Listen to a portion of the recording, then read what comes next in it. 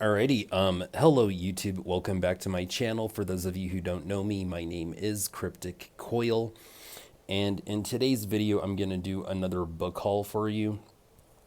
I am slowing down on these things, but I'm really behind on my YouTube channel, okay? I still haven't done my old school April recap. I never even submitted my points for old school April. I have a bunch of book reviews that I got on the back burner that I haven't done yet. And I'm just going to be honest with you about why that is. All right, so last year, I got mice in my apartment for the first time. I'd lived in that apartment for over 7 years, and then I ended up getting mice. And it was really scary because I live in an area of the country where Hanavirus is actually alive and well. Going back to when I was a kid, I remember I learned about Hanavirus when I was like 12 years old, and that year I learned that 4 people in my city had died of Hanavirus that year. So we take, mice infestations really seriously around here, and my lease on that unit didn't expire until Halloween. And so I started moving into a new unit, into a new building at my complex in November. And my dishwasher doesn't work, so I have to hand wash my dishes. I need to put in a work order to get it fixed. I just haven't done it. And then the laundromat at our complex is down, so I have to leave on Saturdays and go to a public laundromat to do my laundry, which means I'm not here at home unpacking and doing chores. Okay, and I can't just unpack. Like everything that I take out of boxes, I have to wipe it down with Clorox and Lysol wipes before I put it where it goes, just because,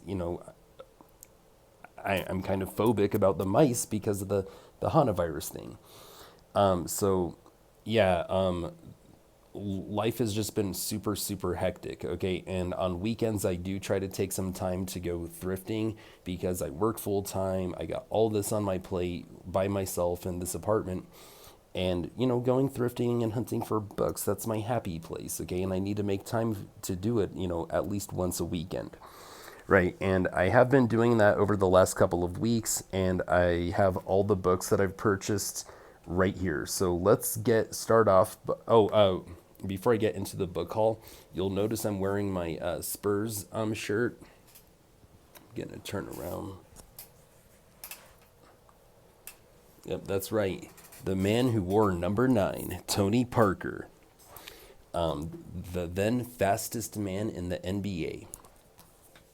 All right, so we are playing Game 5 against the OKC in the Western Conference Finals tonight. All right, go Spurs, go. All right, so here's my middle grade books, and I only have 3. All right, I found this one, Real Ghosts by Daniel Cohen, and I might have a reprint of this. This looks like a very old one. The copyright on this one is 1977, but this edition was printed in 1979, so it's older than me. The spine is hanging on for dear life, but very cool find. I'm very happy to have this. I just want to see what stories are in here. All right, story number 1. Okay, there's 8 stories. Story number 1, Meet the Ghosts. Story number 2, The Best Ghost Story. Number 3, The Ghost and the Judge. Number 4, A Searching Ghost. Number 5, Ghosts on Film. Number 6, The Most Famous Ghost. Number 7, The Real Exorcist and Others. And number 8, Into the Past. All right, very cool. All right, then I found a Peg Carre. I don't know if it's pronounced Carre or carrots. I say Carre. All right, now this one is called The Secret Journey, and the tagline on the front reads, "She could never tell anyone what really happened." That's the cover. This is a Minstrel Publishing.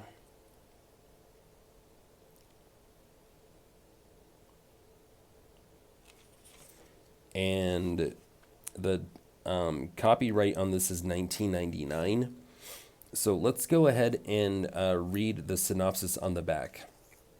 Swept away, 12-year-old Emma Bolton is determined to join her father and her sick mother on their voyage to France.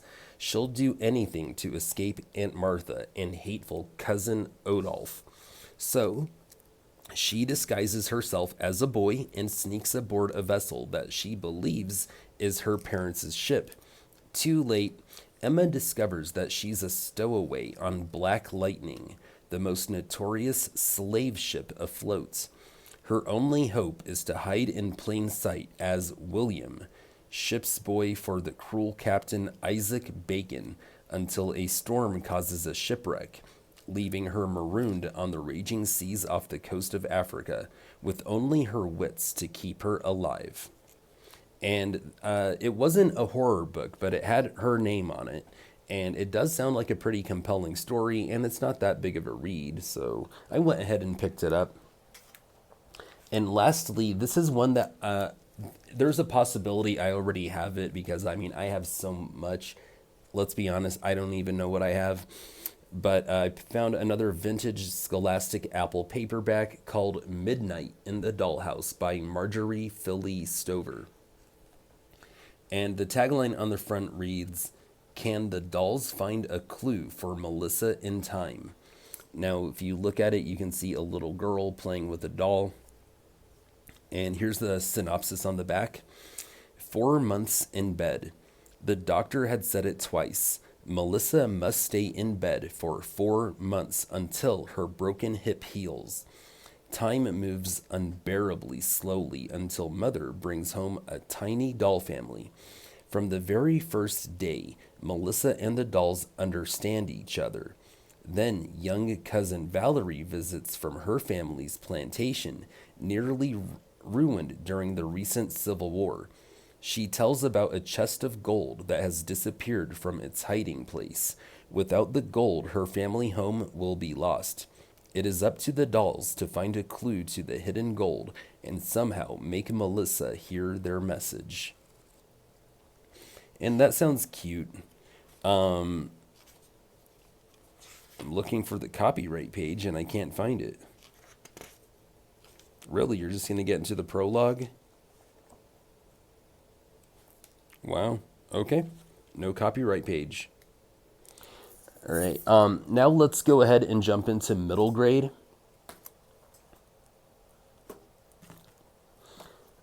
Or I'm sorry, young adults. Okay, so I found this hard copy Neal Shusterman. I guess it's from a series called Dark Fusion, and this one is called Red Rider's Hood.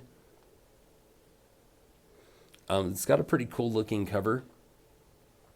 I can't, this is an ex-library copy, and it looks like I can't read the synopsis on the back.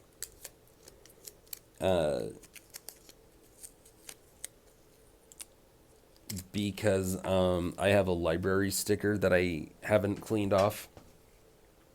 But based on the synopsis that I can read, I can tell you it is about werewolves. And that sounds pretty cool. Oh, you can even see a werewolf underneath a full moon right there. Yeah, so I haven't ever read a Neal Shusterman book. I have a few, but this sounds pretty interesting. So hopefully I can get around to reading it. All right, then I picked up a backup copy, a reading copy of The Body by Carol Ellis. And I already have, like, one that's like already in like mint condition. This one's in pretty great condition itself, but I just went ahead and picked it up anyway, so I'll just use this as my reading copy because I would like to kill some of these Carol Ellis books. And I have read a few point horror books this year, so hopefully I can get to this one soon. Just for fun, even though I've read the synopsis before in years past in a previous book haul, I'll go ahead and show you the cover and read the tagline on the front. Hidden in the woods is a deadly secret. And here's the synopsis on the back. She's seen something too horrifying for words. No one knows what really happened the night Lisa Randolph fell off the cliff. Now, she is paralyzed and mute, so it seems no one will ever know. Then Melanie is hired to read to Lisa. At first, Lisa just stares blankly. Soon, she seems to be desperately trying to tell Melanie a secret. After Melanie's own life is threatened, she knows Lisa's secret is deadly. And that sounds good. It sounds kind of similar to Falling into Darkness by Christopher Pike. And this is from 1995. So it came out around the same time. But that sounds good. I have a backup copy of The Thrill Club. So this is going to be nice to throw onto my reading copy shelf. Oh, I have another copy of Cats. Okay, I was so thankful to get my hands on this because as far as the original Fear Street series goes, this is one of the more expensive ones. They go for like $40, $50, $60. I've seen some go for $80 on eBay. And this one has a little bit of damage to it. So the copy that I already have, I already knew that I was never going to read it. It was my collector's copy. And now I have a reading copy, and I'm ecstatic. And then I have another copy of Switched by R.L. Stine, and this is an ex-library copy. And it's kind of beat up, so it's a perfect reading copy. And then I found another copy of One Evil Summer, and again, ex-library copy, and it's beat up. So again, this will be my reading copy. And then I found this. I found another point horror book, and I think it's point horror, and I've never heard of it, and I've never seen it in anybody else's collection. I've never heard anybody talk about it. And it's called Enter Three Witches by Kate Gilmore. Now, in recent months, I hauled another book with the title Enter Three Witches by Caroline B. Cooney. Not a point horror book, but a Caroline B. Cooney book. This is a point horror book, or I believe it's point horror.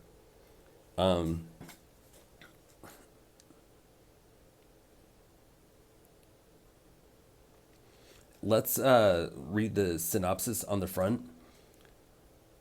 Double, double, toil and trouble. Too many witches can make things bubble. And here's the synopsis on the back. Love plus witchcraft equals question mark, question mark, question mark. Bren's household is far from normal. In fact, there is nothing normal about it at all. His mother is a witch. His grandmother is a witch. And the lady living in their basement apartment practices black magic all day. And if that weren't enough, Erica, Bren's new crush, is playing one of the witches in the fall production of Macbeth. Bren is trying to keep Erica from the witches at home, because if he can't, there will be more than just magic in the air. So I don't know if that's horror or not, but it does sound good. And I'm glad that I found it, and this is from 1990, and it is a first printing, so very cool.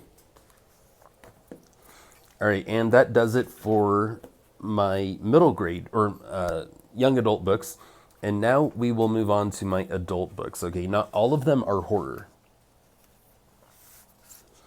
But I found this one called The Twilight of the Idols by Friedrich Nietzsche. And I thought it was important to pick this up because I used to be religious, and I'm not religious anymore. I used to be, Christian, evangelical. And when you have, a very deep religious faith and you step away from it, there's a void left in your life. And you need to fill that void with something. And I decided that I was going to fill it with philosophy. And I know that Friedrich Nietzsche is considered to be a philosopher. And even if you've never read any of his works, you're familiar with some of the things that he's said. And I have a number of Friedrich Nietzsche books, and I haven't read a single one of them. Shame on me. But oh my gosh, the font is tiny. I have 2010 vision, and even I'm like, yeah, I don't want to read that, but whatever. Uh, but I ended up picking this up just because I do need to start reading some more philosophy. All right. And finding this was a coincidence. So last week I was at work. I was doing some work on my company laptop and I needed to get on the internet for some reason. And the homepage at my work, it always they always show you like news articles and lists and things like that before you can get into the systems that we use. And something caught my eye, and it was a list of banned books. And I clicked the article and I read through it a little bit, and I was like, I wonder what books are considered banned. And I found out about this one, Jodi Picoult, and it's called 19 Minutes. And I know that it's about a school, you know, and I read like why it was banned, and but it was a really good book, and it probably shouldn't be on a banned list.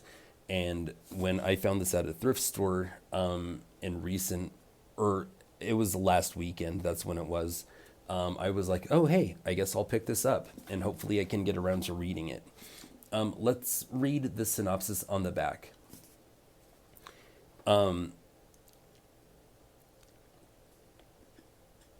Sterling is an ordinary New Hampshire town where nothing ever happens until the day its complacency is shattered by an act of violence. Josie Cormier, the daughter of the judge sitting on the case, should be the state's best witness, but she can't remember what happened before her very own eyes. Or can she? As the trial progresses, fault lines between the high school and the adult community begin to show, destroying the closest of friendships and families. 19 Minutes asks what it means to be different in our society, who has the right to judge someone else, and whether anyone is ever really who they seem to be. This does sound good. I've never read this author, but one of the women that I dated in recent years, she was a big fan of her work. And so when I saw the name on the list and the fact that the book is banned, I decided to go ahead and pick it up. And hopefully I can get around to reading it. All right. Then I don't know if I showed this off in my last video, so forgive me if I'm being repetitive. But I found this book, and it's called The Cave by Anne McLean Matthews. And there's a blurb on the front cover from the Detroit Free Press that says fiendishly entertaining. And it's a pretty compelling looking cover. And it's published by Warner Books. Let me just get the copyright date. This book has never been read. 1997, so it's in mint condition. And here's the synopsis on the back. One way in. She came alone to the remote cabin in Maine, seeking solace and retreat.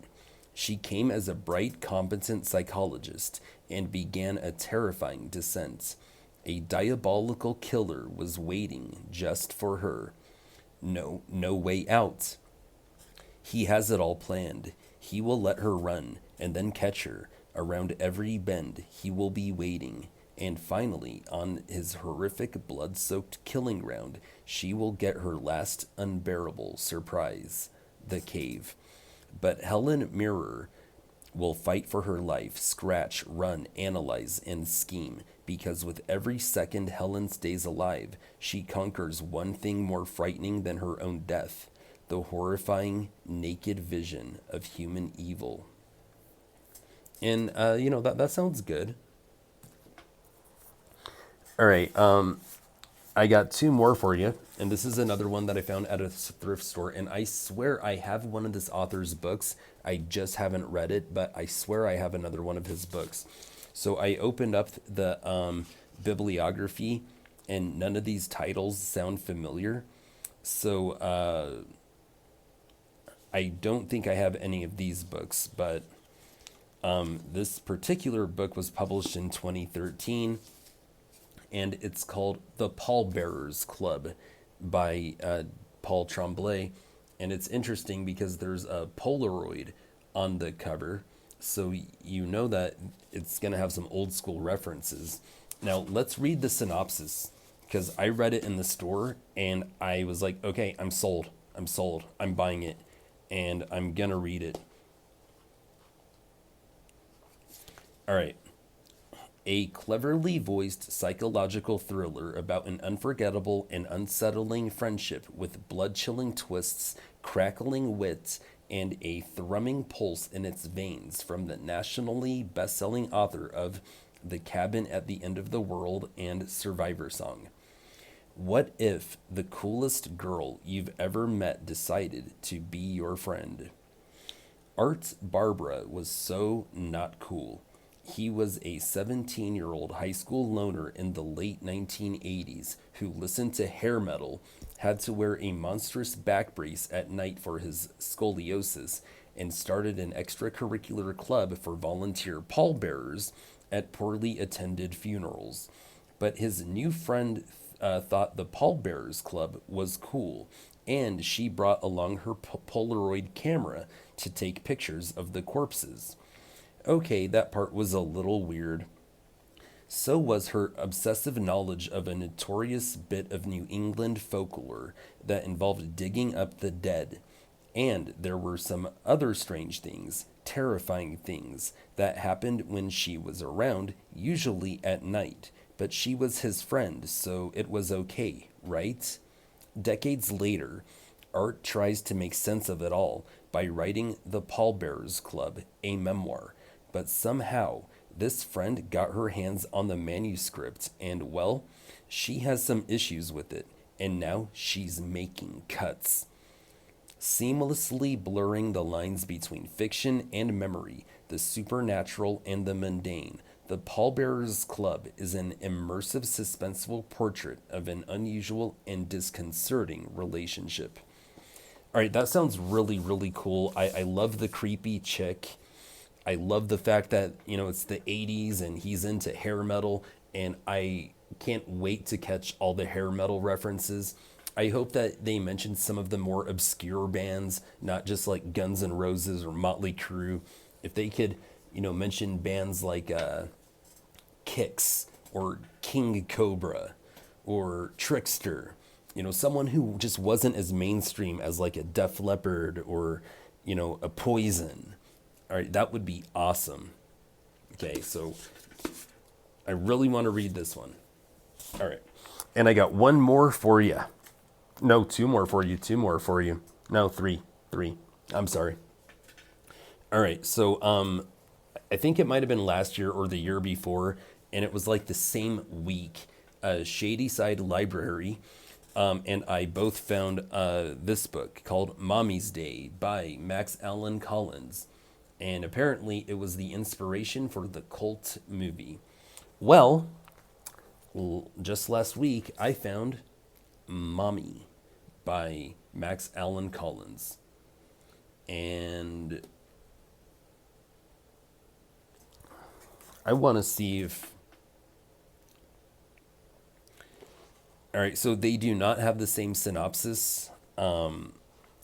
So it does sound like Mommy might be a sequel.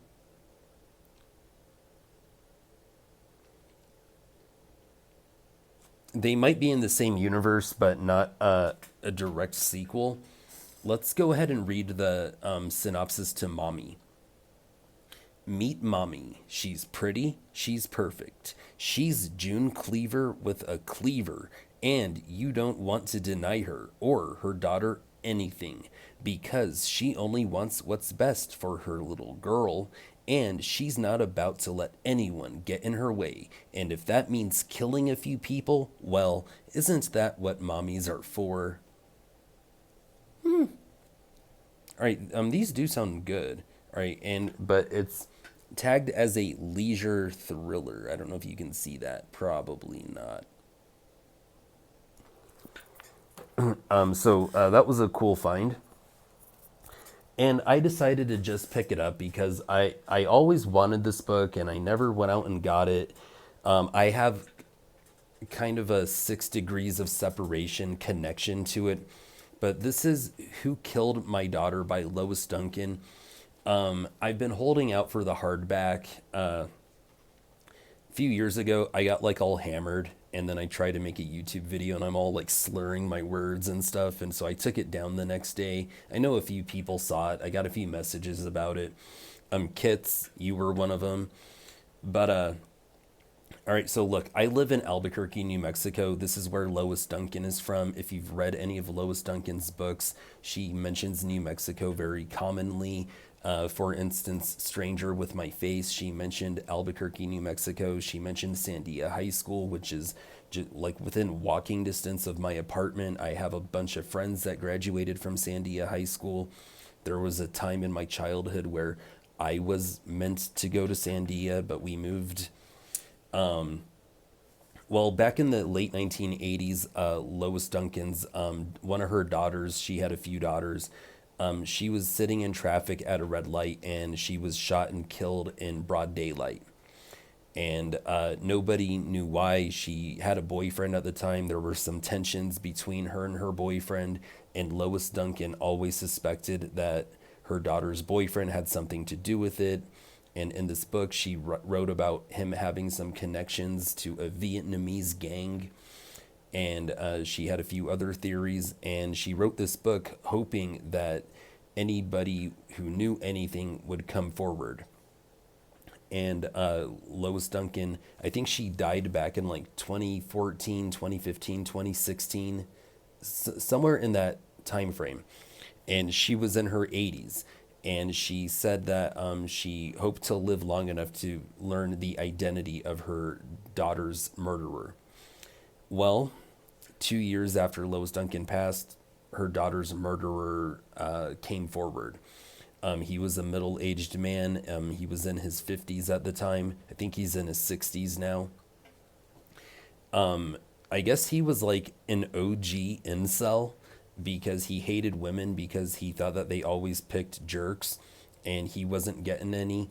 And so he was taking his frustrations out on women. And if I understand correctly, he killed like 4 women. Lois Duncan's daughter was just in the wrong place at the wrong time. Like I said, she was sitting in traffic. Well, when he got up there in life, into his like 50s, he had actually converted to Christianity. And as a devout Christian, he knew that it was the right thing to do to turn himself in. Now, I mean, that's a wild story. I mean, that sounds like subject matter that would be in one of Lois Duncan's work of fiction. She quit writing horror because of the death of her daughter, because all of her horror books were about a young woman who found herself in a dangerous situation, and she couldn't bring herself to write horror anymore because it just hit too close to home for her. I'm really glad that the guy turned himself in, and I haven't checked on the case in a while, but it's on YouTube. You can just do a search on YouTube, and one of the local news stations, has him filmed like he's in handcuffs, like, in a police precinct, and he's got his head bowed and he's praying, and they're kind of like telling the story about what he told investigators when he turned himself in. You can find it on YouTube. That's what I did. I'm just sad that Lois Duncan did not get to live long enough for him to come forward, and so that she could, die with that closure. I do know that, or from what I understand, some of the other family members still live here in town. I used to be acquainted with a woman, and she was actually Lois Duncan's daughter's like best friend. She grew up in the same neighborhood as the Duncans, and she was friends with the girl who was murdered. And then years later, like in the early 2010s, she herself was murdered by her own boyfriend. I didn't even know about it. It was on the news. I learned about it years later when a mutual friend of ours posted a picture of them together that said R.I.P. my friend. And then I was like, whoa, what happened to her? And my mutual friend was like, oh, you didn't know it was on the news. But my mom and my coworkers, they knew. I didn't. I was a few years late to the. I received the memo a few years too late. So yeah, it's all ironic. It's all super ironic. But this paperback was in such good condition, I decided to just pick it up because it just felt awkward not taking it home. I know that was a long story. Sorry about that. Then, last but not least, I got this book, Live Girls by Ray Garton. And I'm trying to remember what happened, like what put this author or this book on my radar. It could have been a video by Alex the Bookubus. It could have been a book by, his name starts with a B. He lives in Colorado. He does a lot of book hauls and monthly reading wrap-ups. Bad Taste Books. Or it could have even been Sunnyvale Reject. It could have been Elizabeth Sagewood. Okay, so one of those four people put this author and or this book on my radar. And I ended up getting on eBay, and I spent a lot of money on the first printing paperback. And it came to me in a comic book protector sleeve. And I'm going to actually go ahead and open it. And I do want to read this one this year. I don't know if I'm going to save it for Vamptember or if I'm going to read it before Vamptember. But I am jonesing to read this thing. I paid good money because I wanted to read this thing. This isn't something that I just picked up for a dollar or two at a thrift store. This is something that I really wanted. I mean, I don't live that far away from a comic book shop, so if I have to rip this off, I will. Okay. Back in my day, those things were they were 10 cents a pop, and then the cardboard was 25 cents. With inflation, I wonder how much they cost now. All right. So here's the cover. I mean, that is a sexy looking cover. A partially revealed young, beautiful woman's face. Blood red lips, vampire fangs, blood dripping out of her mouth. The black cover. The book is called Live Girls. There's a blurb on the front from Ramsey Campbell that says, the most nightmarish vampire story I have ever read. And that is one heck of a blurb you got from legend Ramsey Campbell. Good for you, Ray Garton. On the back of the book, it reads, don't miss these other MacDonald horror novels. The Vampire Lestat by Anne Rice, Soul Eater by Dana Brookins, and Dark Side by Dennis Etchison. I'm going to go ahead and let me actually open to the copyright page. MacDonald is the publishing company, I guess. MacDonald & Co. Publishers, Ltd. All right. So it's from 1987, so it's 1 year younger than me. And here's the synopsis on the back, or on the inner dust cover jacket. On the hardcore street that never sleeps, Davy Owen is lured into the nightmare of the damned. He's lost his girl, blown his job, and he's looking for consolation in the seedy precincts of New York's Times Square. The flickering neon sign promising live girls beckons Davy through its doors into a world of strange, savage ecstasy and the pale, irresistible arms of a woman who offers him the kiss of demons in exchange for eternal life. A woman so ravishing, so insatiable, that he must say yes again and again until he can no longer say no. He has given her the vital essence of his body. Now she will devour his soul. Live Girls is gripping, original and sly. I finished it in one bite. Ha ha ha. Dean Koontz. Wow, you got a blurb from Dean Koontz and Ramsey Campbell. Ray Garden. And yeah, I know that they do sell it in paperback and it is more affordable, but I liked the cover on this so much that I was like, I just want it for the cover, but I actually want to read it. Ooh, and it's got good font too. That's the font size. Okay, so even though I have 2010 vision and I don't need reading glasses, even I like, font like that. And it's only 311 pages.